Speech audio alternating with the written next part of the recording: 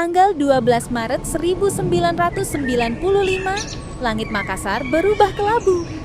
Di Karunrung, sebuah rumah sederhana menjadi saksi bisu dari tragedi paling mengerikan yang pernah terjadi di kota ini.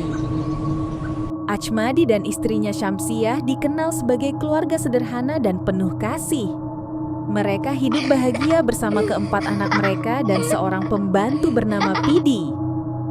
Namun siapa sangka di balik ketenangan itu tersimpan rasa iri, dendam, dan niat membunuh yang perlahan tumbuh dari orang-orang terdekat. Senja itu pintu rumah diketuk. Saat dibuka, masuklah para pelaku yang membawa senjata tajam.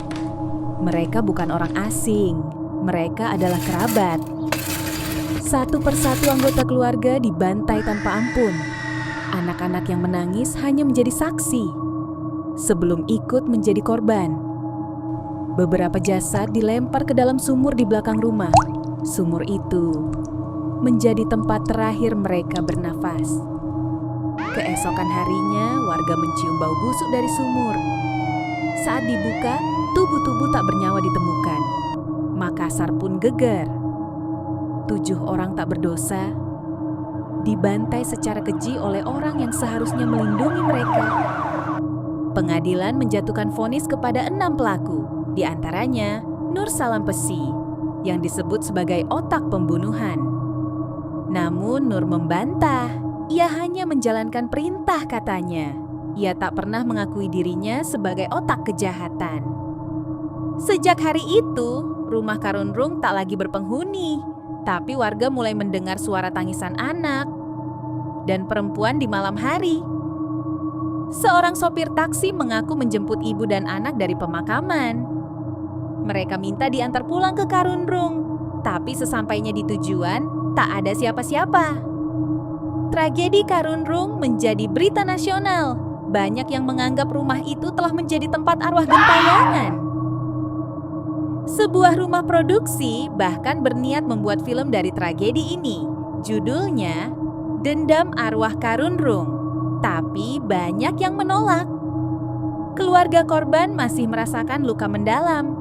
Setiap tahun mereka mengadakan doa bersama di makam para korban. Makassar belum bisa melupakan tragedi ini.